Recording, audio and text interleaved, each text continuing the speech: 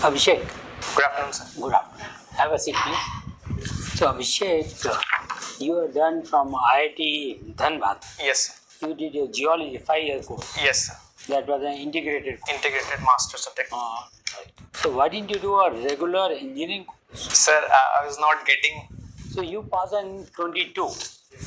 Thereafter, you joined an IT company. So, after having done your geology, why didn't you take up some kind of an organization connected with geology? I tried for it, sir, in ONGC. But apart from that, there were not many companies coming. Okay, very good. And then you joined this organization called Bubble AI. Yes. So instead of Bubble AI, what were you doing as a product analyst? Sir, I was determining their product. I was determining the user behavior on that product. That whenever there is a button, say in an application, then when people click on that button, then how many are doing the next thing, then how many out of them. So the whole funnel of user behavior. So there is another term called AI bubble instead of Bubble AI. What exactly is AI bubble? Sir, so recently we are seeing that there is enormous investment in AI companies across the world.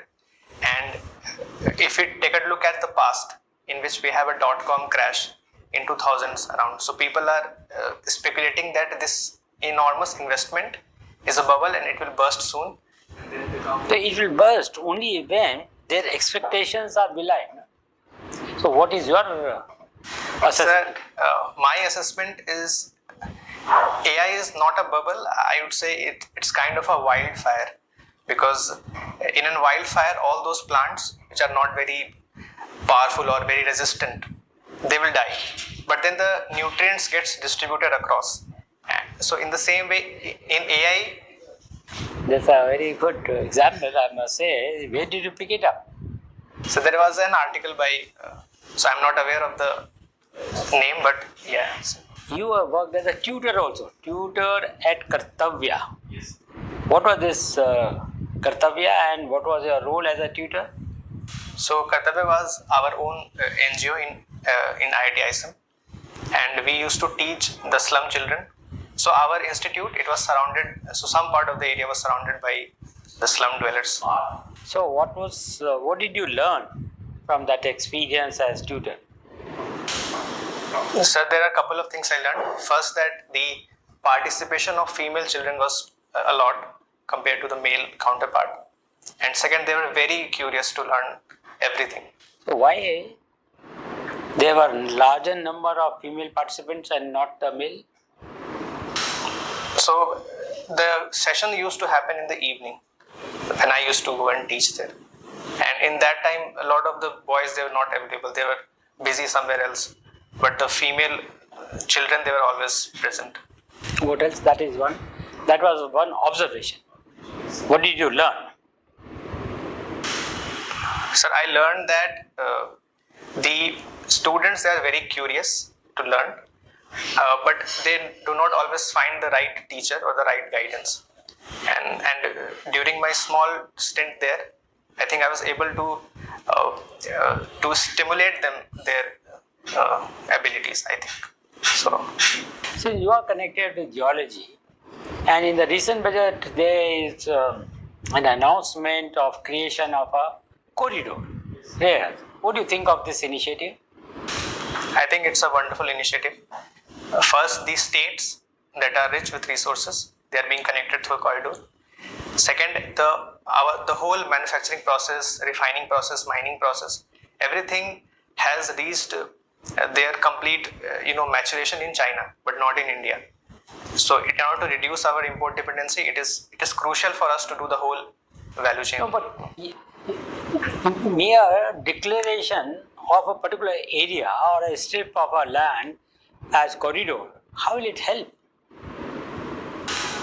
So it will connect the different sectors in the whole rare earth processing. So from mining to infrastructure, through transporting through roads, then to the industries where these minerals will be extracted. So I think it will interconnect all the necessary components among these states. But it is also very important to execute it, not just. This is what I'm asking. I'm not very sure. How will it work? have declared entire eastern part of in the eastern coast of India as a corridor. How will it get implemented? What will happen? Suppose there are Tatas. If they want to invest something in extracting rare earth, so do we have rare earth in this area? So along the coastal plains, we have enormous. All right. And secondly, even if there are some deposits, so why didn't we extract earlier? Why were we waiting for? So the rare earth has been important always, but recently they have become immensely important in terms of the AI or energy transition. So now we are feeling the pinch of not starting early, and that's why it's never too late. So Abhishek, you said that it's now that we are feeling the pinch of not starting earlier. Yes. We are still, AI is a new technology. So that we don't feel the pinch for AI also. So what steps should we be taking? So ma'am, there are a couple of things. First, that we should immensely increase our compute power. And that is, for that we have the India AI mission as well. And second, educating the children. And from the children and to the college graduates and so the whole student community, they must be educated on the utility of AI, the foundational learnings in AI in terms of mathematics and science. So teaching them is important, and increasing our compute power is important. And regulating it. Yes, sir. Yes. So who should be regulating AI? The government. In the government, I think the Ministry of Information Technology, I think. Okay. Now, when we talk about AI, it is also being said that AI will take away jobs. So how do we accommodate those people whose jobs are taken away by AI? How do we accommodate them in our workforce? But AI taking jobs is a reality. But as the economic survey also says, that we must pace it really well, so that the speed in which people will get out of the jobs, they will be able to shift it somewhere else. So in that sense, the manufacturing sector or the new jobs that AI will create. Also the care work that is necessary when AI becomes very prominent. So care work jobs also will come up. So you were saying that our engineers who will lose jobs, they should go into manufacturing? Not necessarily, they should upskill themselves. Now, you're saying this now? Okay, they should upskill themselves and entrepreneurship is one of the ways. So people should try to start their own thing, because AI is a tool. It's not an end in itself, so they must use it to... What measures can government take so that it does not feel that we started too late? Upskilling is one thing. And then online courses, as IIT Madras has also started in Hindi as well, so multiple languages. Accessibility has to be increased for AI. And the school curriculum, it should incorporate AI from a nascent stage now. You like exploring contemporary Hindi poetry. Yes. When we think of Hindi poets, we think of Ramdhari Singh Dinkarji. We think of poets from an era gone by.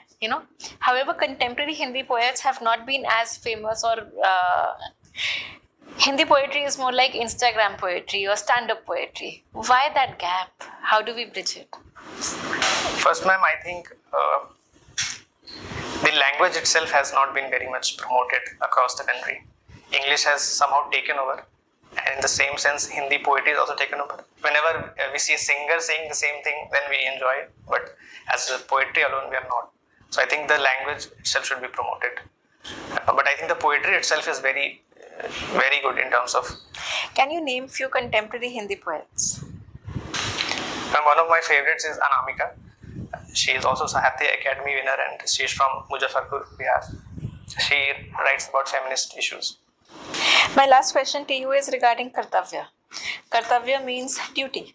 Yes, but can we say that as citizens we have forgotten our duties, our fundamental duties? So some places, ma'am, I think we have forgotten. When it comes to cleanliness, when it comes to respecting the dignity of women or in the environment, sometimes I feel that we are not doing enough. How can we implement at least our fundamental duties which have been enshrined in our constitution now?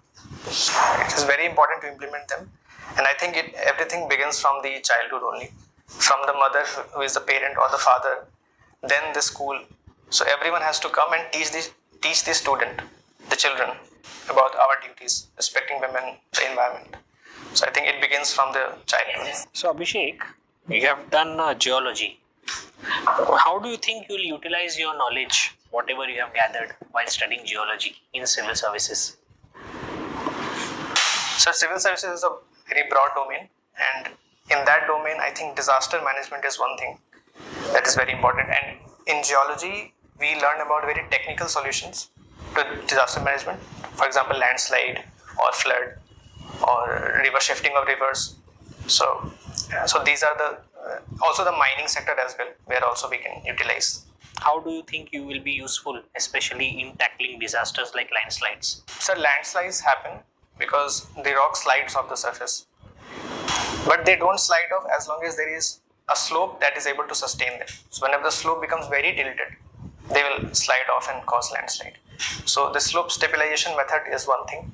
Second, whenever there is rain, the water enters the permeable layers of the rocks and the water exerts a pressure from beneath. Now, if we are able to know the lithology, or the status of the rocks there, and the amount of water that is getting accumulated, what would be the pore pressure, what would be the exact time when the rocks will slide off, I think that will be able to mitigate or at least give us a very fair early warning in terms of landslide. So landslide is one example. Again, in flood, we have the amount of water that flows. We can monitor it. Coordination with Nepal can help us. How do we tackle the issue of reverse regime change? Sir, the course of the river you are saying. So that is a natural phenomena. We cannot do much, and we should also not obstruct the flow of nature. What we can do is we can reduce its impact through early warning, through proper evacuation of people towards shelters, providing them with basic essential services. Recently, we have seen many countries are very much interested into hydropower. Okay, China is building one of the biggest dams. India is also very much competing in that area. What is your observation about such major dams throughout the world? Sir, when it comes to hydropower, I think what China is doing, what they are assuring that it will not have any much geological consequences. What geological consequences can we expect? Unless we are not drilling through the mountain and we are following the natural course of the river and installing a dam there, it's not a problem. But there is one major problem, that is seismicity.